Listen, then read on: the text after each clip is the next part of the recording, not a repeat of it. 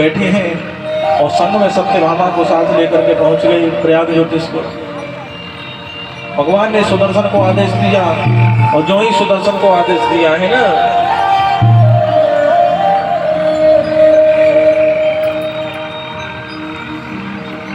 तब तक तो उस नरकासुर की मां पृथ्वी भगवान के सामने आकर प्रकट हो गई। बोले प्रभु मेरा पुत्र है, एक बाबू एक मौका तो दियो।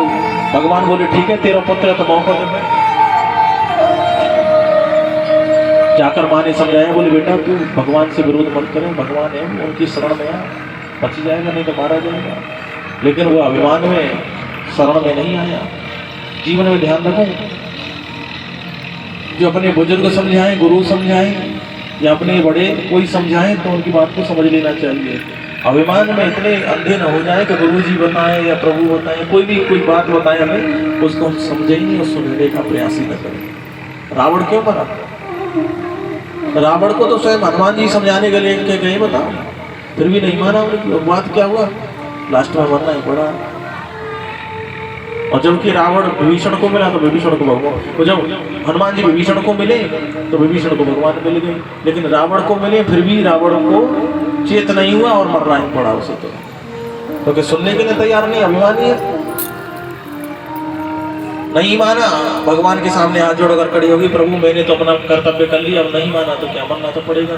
जीवन में ये भी ध्यान रखो, माता पिता हमें अगर शिक्षा दे रहे हैं तो उनकी बात पर चलना चाहिए हमें, और नहीं चलेंगे तो नुकसान कौन का होगा?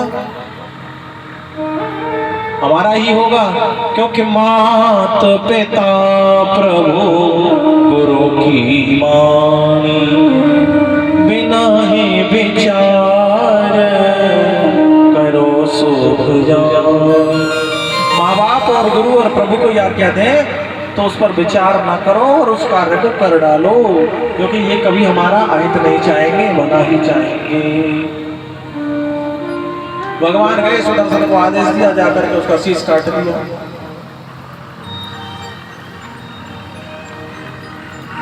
भौमासुर का पुत्र है भगदत्त, तो उसको राजगद्दी में बैठाया, राजा बना दिया भगवान ने। जाकर के कारागृह में जितनी भी राजकुमारियां बंदी हैं उनको बाहर निकाला और कहा आप मुक्त हो, अब जाओ। भगवान के चरण पकड़ लिए, बोले प्रभु हम कहाँ जाएं, तुम ही बताओ, क्योंकि हमें दुष्ट की कैद में रहे इतने दिन, अब हमसे कौन विवाह कर ले? भगवान ने कहा, बोले क्या चाहती हो? बोले यही चाहते हैं कि हम तो आपके चरणों की सेवा करते रहें, बस यही वरदान दो। भगवान ने वहां 16,100 राजकुमारियों से विवाह स्वीकार किया, क्योंकि भगवान तो है ही ऐसे, दुनिया जिनको ठुकरा देती यहाँ गोद बिठाई जाती हैं, और दरबार में बंसी वारे के दुख दर्द मिटाए जाते हैं। दरबार में बंसी वारे के जिन्हें कोई स्वीकार नहीं करता वो भगवान के पास बैठते हैं, भगवान के मित्र बनते हैं। इसलिए प्रेम करना है तो ठाकुर जी से करिए। इस प्रकार से विवाह हुए भगवान के। और सुनो, सबसे ज्यादा प्रेम किससे करते हैं भगवान? रुक्मिणी जी से। और रुक्मिणी जी से क्यों ज्यादा प्रेम करते हैं? क्योंकि रुक्मिणी जी क्या करती हैं? भगवान के चरणों की सेवा करती हैं। लक्ष्मी मैया को देखा है कोई चित्र में, तो कैसे जब विष्णु भगवान के साथ हैं तो क्या करती हैं? वो अकेली बैठी हैं तो धन बरसा रही हैं या कुछ भी कर रही हैं, है ना, चित्र में। लेकिन विष्णु भगवान के साथ क्या करती हैं वही नजर आएंगी आपको, है? बताओ तो सही, क्या कर रही हैं? है?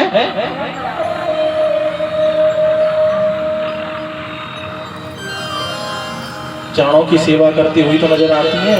भगवान लेट गए और रुक्मिणी लक्ष्मी मैया चरण दबा रही है। तो मुझे यो बताओ, भगवान के इतना दर्द हो तो हर समय जो होता है नस दबा के रखनी पड़ रही है।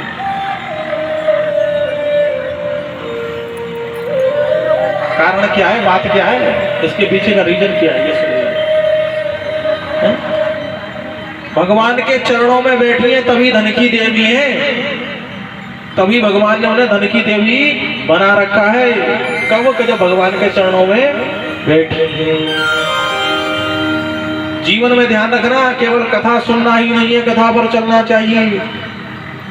स्त्रियों के हथेली में शुक्र का वास होता है और पुरुष के पैरों में शनि का वास होता है।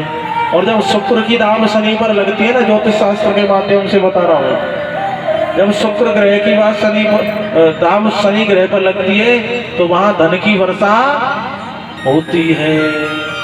जो स्त्रियां अपने पति के चरणों को दबाती हैं वहां धन की कामना की पूर्ति हो जाती है, धन बरसता है वहां।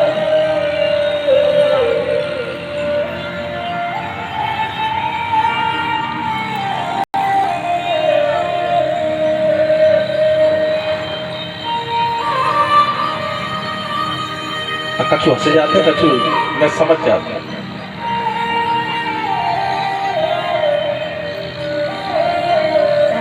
कछु तो मेरे पजारो हो तो सही वाला के चरण दबाई जाए बाकी हैं ना करें तो तिलक की बात छीन ले।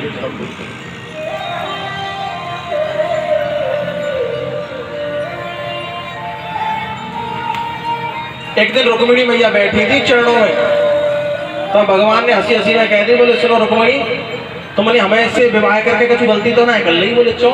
बोले हम तो वीर पुरुष ना देख लो, जब समुद्र के बीचों बीच में घर बनाए के रह रहे तुम्हारे काम, ज्यादा पढ़े लिखे उन्हें ग्वाला रह चुके हो तो बचपन में गई अच्छा रही है, अच्छे कोई राजा ना है हमें ज्यादा ऐसा धन संपदा ना, चूंकि तुम्हारे पिताजी तो बहुत बड़े राजा थे, विदर्भ देश के राजा थे, राजा भीष्मक जी, उनकी कन्या थी तुम, तो तुमने हमसे कोई गलती तो ना कर ली, क्या करते हम तुम्हारे काबिल हैं या नहीं है?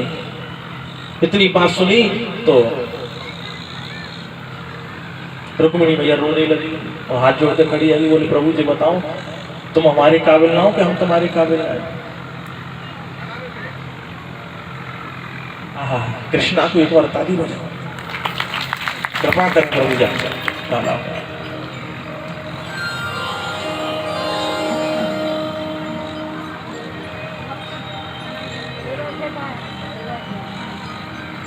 बढ़िया भैया, छोटे छोटे बालकों में सिखाओ।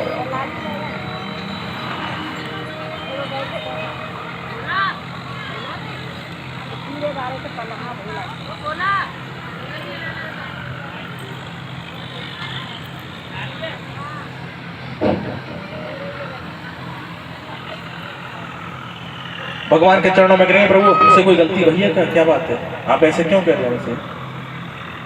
हम आपके लायक नहीं हैं।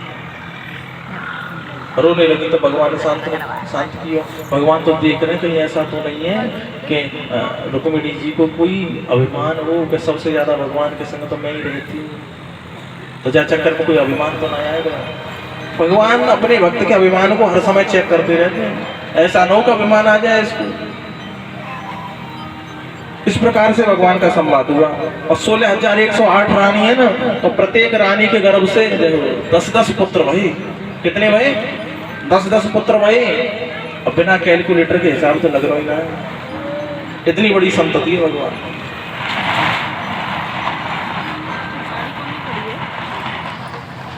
बोले वहां की बिहारी लाल की जय हो। आ जाओ, निकल जाओ।